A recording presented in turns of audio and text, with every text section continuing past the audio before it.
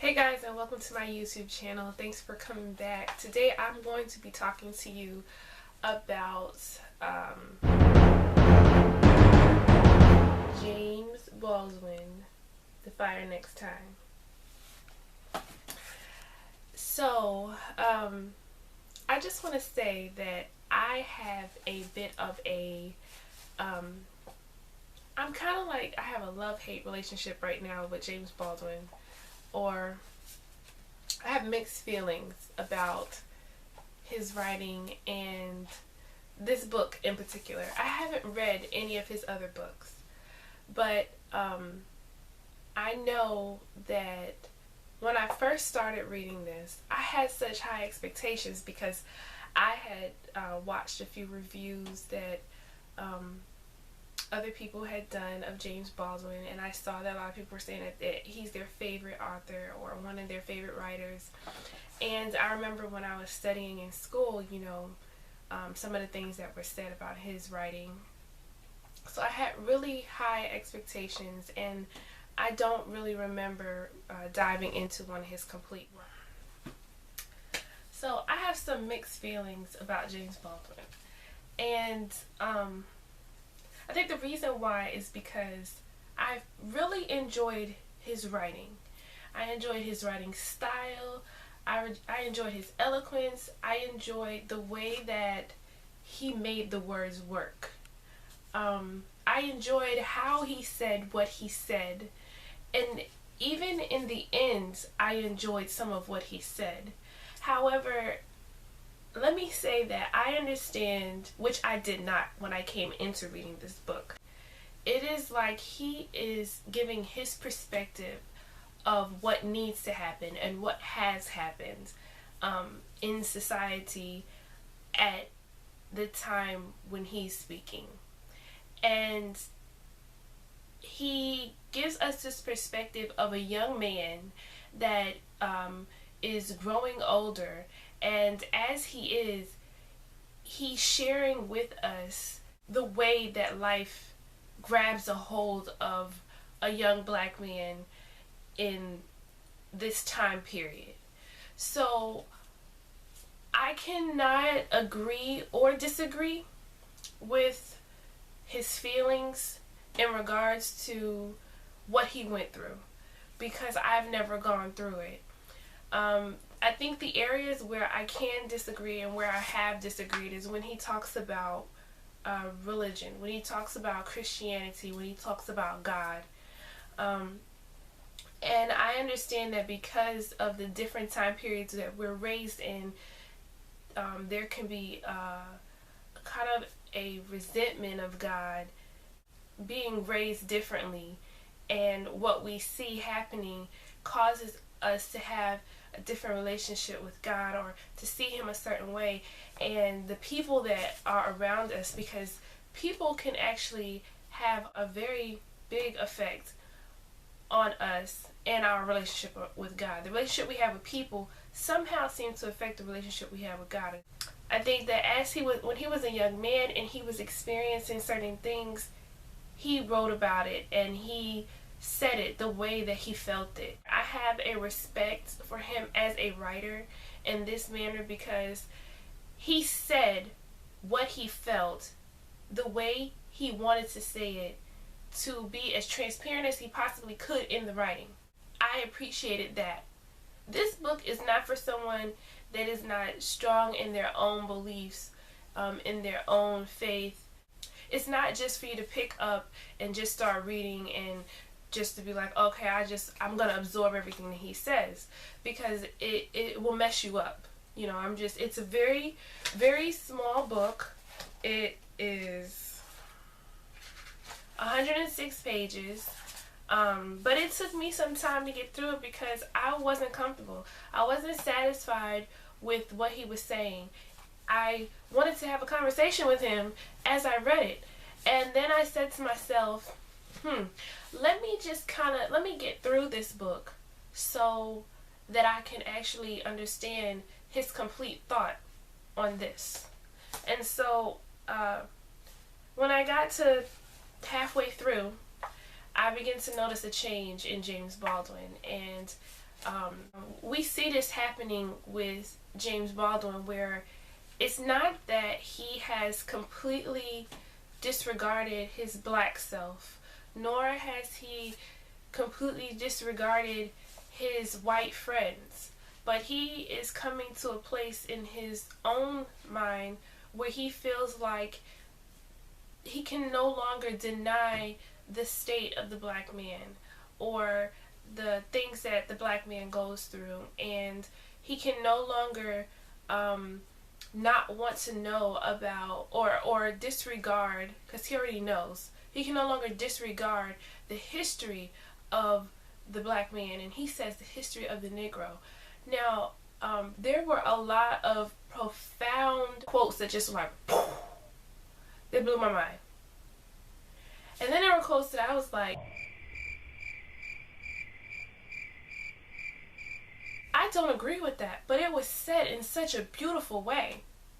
And when I say that, I'm saying because I have people in my life that are of different cultures and different races and ethnicities. So I'm not the one to say, the white man this, the white man that. But in studying literature, I've come to appreciate the historical factors that I find in a book like this. I appreciate his honesty and his truthfulness. I appreciate his perspective. And so there were a lot of things that he said that really stood out to me. He says, whoever debases others is debasing himself. He said the paradox, and a fearful paradox it is, that the African Negro can have no future anywhere on any continent as long as he is unwilling to accept his past. To accept one's past, one's history, is not the same thing as drowning in it. It is learning how to use it. An invented past can never be used. It cracks and crumbles under the pressures of life like clay in a season of drought. How can the American Negro's past be used? I thought that was very important. I thought it was important for our whole society to have an understanding of how the American Negro's past can be used, and what we need to know about it, and that if the past is diluted, the foundation is not solid, and like he said, it will crack and crumble beneath us. Then he talks about the struggle, and he says, we are capable of bearing a great burden once we discover that the burden is reality and arrive where reality is. There were just some really great points at the end where I had seen growth. In this 106-page book, I had seen the growth of a man go from, and this, even though this is a book, this is a person whose mind changes about certain things, and the way that he handles things, and the way that he handles people is very careful. Ultimately, he makes it very well known that love is the center of everything. He makes it known that it is not our hate or our disgust or our politics that will help man survive or create a new atmosphere in the world. It is love that will do that. And he made it very clear that if we don't get this together, then, there's something that will ultimately happen which we cannot in any way avoid. I like the quote where he said, color is not a human or a personal reality. It is a political reality. He said, for the sake of one's children, in order to minimize the bill that they pay, one must be careful not to take refuge in any delusion, and the value placed on the color of the skin is always and everywhere and forever a delusion. He clarifies, to me, in the end, he clarifies everything that he said in the beginning when he was a young man and he was so disturbed by the color and what was happening amongst the races. In the end, he goes through and he basically clarifies that it is very important that we don't focus in on the color, that we look at the people and we look at the situations and we look at the circumstances and we find how this will work and how we can love one another. There was even a quote where he talked about how a man can hate someone so much, but if he is not careful, that hate will infect himself. And so he has to choose how he is going to deal with the feelings that he feels. And he says, and ultimately the best way to do it is by love. And he just lets us know that if we don't fix this, then God said that the rainbow, he gave Noah a rainbow, and it was a sign, and if we're not careful, that that there will be fire next time. I think it is in a way it's very poetic, and that's why I said I have mixed feelings about this book, this James Baldwin book. As a writer and as just a reader, I loved it. I love the roller coaster it kind of had me on. I love the emotions that I felt when I read it. I love the fact that I wanted to talk to him about it. I did not like the things he said about God, ultimately. I did not like when he was younger and the things he said about white people. And but I also did not grow up in a time period when he did. I can disconnect from that just to read it, because I understand this is his perspective. This is not my perspective. So I think I would give it like a 3.5 on a scale of 1 to 5. I'd give it a 3.5, because I think that it is something that should be read. The quality of the writing is great. I take away a point because I feel like it could be absorbed by the wrong person, as any text could, and damage some of their spirituality or other things if they're not careful.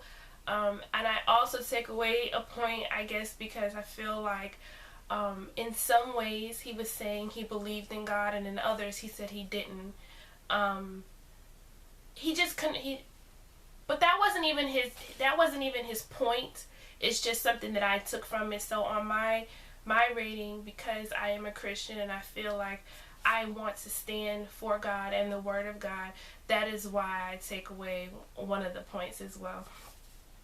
This is something that I will be pulling quotes from in the future, and I will also be doing another post for it a complete review for it on my website.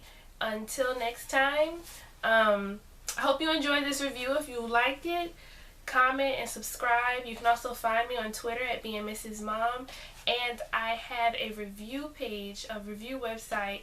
It's mrsrcorner.com, and that is where all of my reviews are listed, and those are my written reviews. So I hope you enjoyed this, and thanks for watching. Until next time, bye.